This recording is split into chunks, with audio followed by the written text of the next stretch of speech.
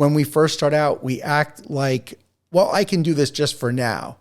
Mhm. But for anybody that's thinking about franchising their concept, that's listening to this, my hope for them is that when they go into franchising, they treat everything they're going to do as if they already have 100 franchise units. Like, can you sustain this?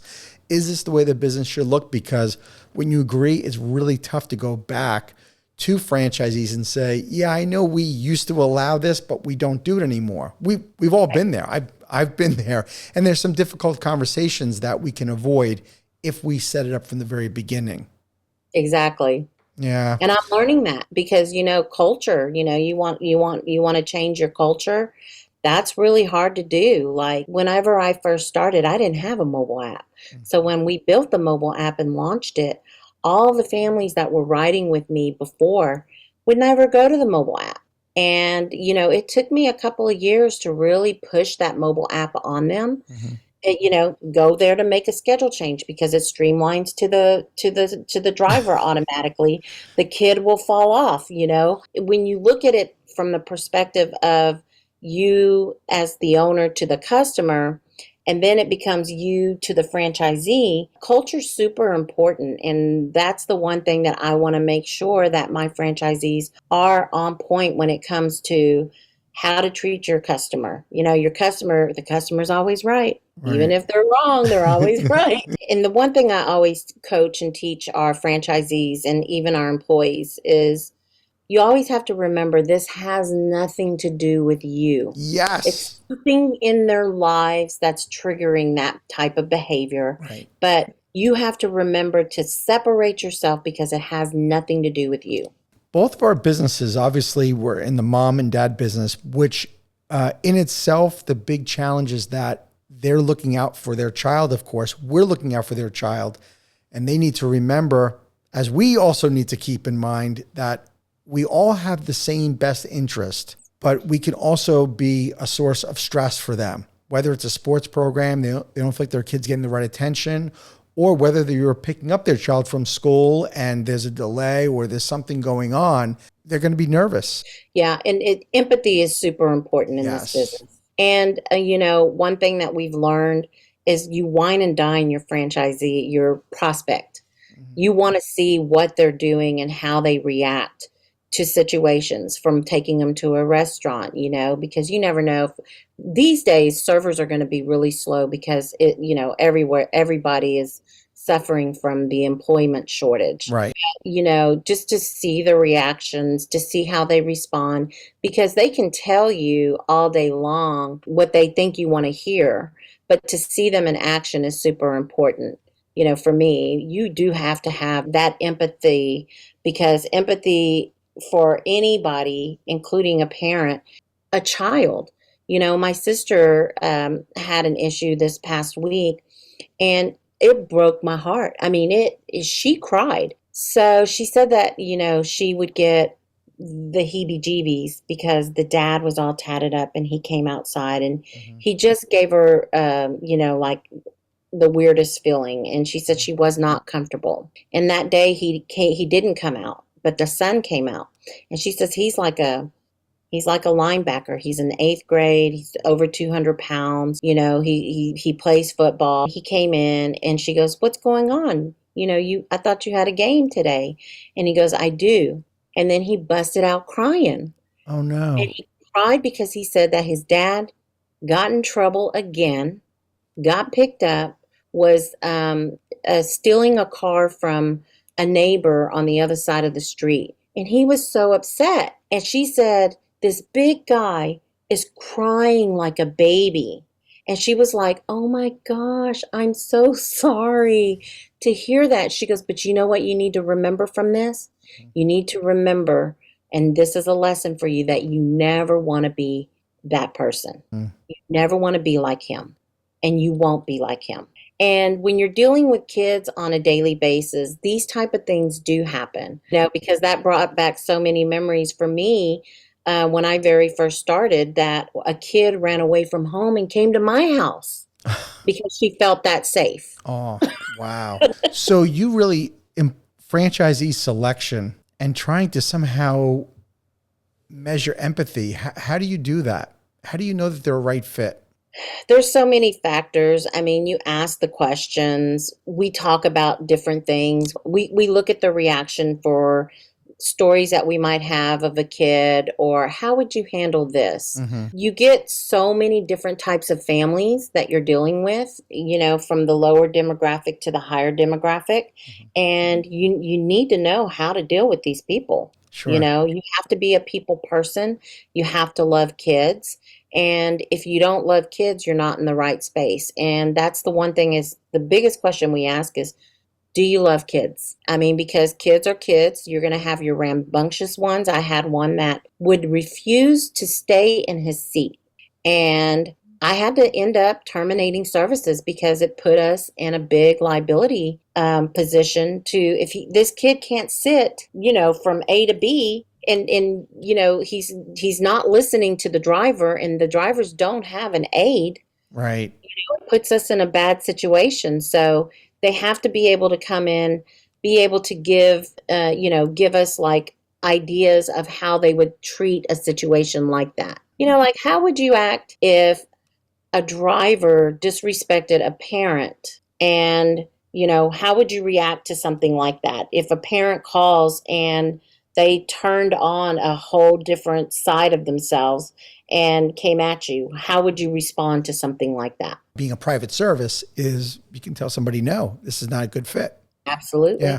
Let's go back though to the employee shortage. So how have you been able to, first of all, how did you get through COVID? Number one.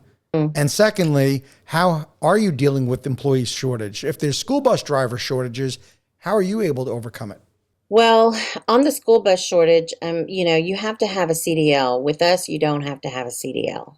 My sister was a school bus driver, Hmm. and the things that they put those school bus drivers through in testing, they have to know everything about what's under that hood. And it can be intimidating, especially for a woman, to go under a hood and look at the different things. I mean, I obviously know just because of experience driving vans. I can figure out if it's a starter, if it's a transmission, different things like that. Yolanda, what, first of all, hold on. Women aside, the only thing I would be able to do is put the windshield wiper fluid in the van. That is it. So let's not say this is a woman thing, first of all, okay? No, it's not. It's not. But there are a lot of women that do drive school buses, and that's the one thing that they do come out and they tell us is that that's what's intimidating. A lot of they're usually retired people that will come and apply, and then they send referrals over to us. Hmm. But most of the time, we do. I'm gonna be totally transparent. I mean, it's not Sure. easy keeping them, but it's all about the culture, and Yeah. you build that culture good enough for them to see a driver. For us, they have the benefit of buying a franchise after 3 years for 50% off. Wow. That's Yeah. very impressive. So, when they see it and they're like, wow, I want to do this. And I've had one employee, Hmm. she was actually a customer. And from a customer, she called me and said that she was going to go to school. She was tired of being in corporate and she was going to go ahead and go to school. So I said, well, if you're looking for a part-time job, Hmm. come work for me. You can pick up your daughter. So she took me up on that. And then she went from a driver into coming into the office while I was building the franchise out. And she started getting really curious about it. And then she's like, do you think that I could ever buy a franchise? And I was like, yes, of course you could. She goes, really? And I said, yes, absolutely. And she ended up buying her first franchise, and she's one of our younger franchise owners. And she loves it, Absolutely, just love Perla. She's Hmm. helped me. I don't think I've even told you this part yet. It's gonna blow you away. Our system, it translates into Spanish and in Mandarin on both sides, on the mobile app side for the consumer and also on the B2B side for a potential franchise owner that like is speaking fluent Spanish and they only want to do their business in Spanish. Wow. They can now do that. And Perla helped with the translations of our policies and, all the different things that we had to do in order to convert that over. I'm impressed. That was actually one of the things we wanted to do at I9 Sports years ago. Never got to it. And then we saw how expensive it was going to be. And we're like, oh, we'll tackle that down the road. I'm super impressed that you took advantage of that. That's fantastic. Yeah. Very cool. I meant to ask you earlier, what's the investment range of a taxi mom? All in, it's anywhere from $85,000 to $117,000. All in.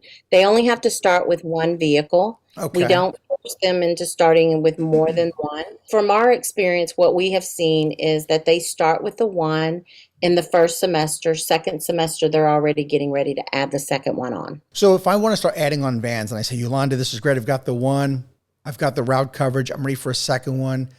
How long does it take for me to get that second one? Usually 6 months. Okay. So I really got to plan this thing out. I have one franchise owner that has 8. Interesting. Mm-hmm. But she owns 2 territories. She owns 2 territories. Okay, that makes sense. What's been your biggest surprise in franchising since you've been doing this for 4 years now? How nice the franchise people are. Like being in the industry of franchising and how open and honest. When you've been doing this for a long time, it's always just been you and you doing your own thing. Mm-hmm. And I'm kind of one of those introverts, like I like to sit I like to sit behind the scenes, but when franchising, I realized, and just recently in the last year and a half, since I've gotten involved with IFA, how it's turned around for me. Because if you're not involved in something, in some type of networking, because that's all what it's all about is networking and getting connected to the right people and, what have you. I think that that's super important. And that's been really surprising for me is just how nice and, how open they are with information, because you're not having to guard your information. It's not proprietary. You don't. Thank you for tuning into the Emerging Franchise Brands podcast. For additional insights, guest applications, and to stay connected, visit us at efbpodcast.com. The Emerging Franchise Brands podcast is for entertainment purposes only, and the views expressed do not necessarily represent those of Emerging Franchise Brands, its host Frank Fumey, or Emerging Franchise Group, LLC.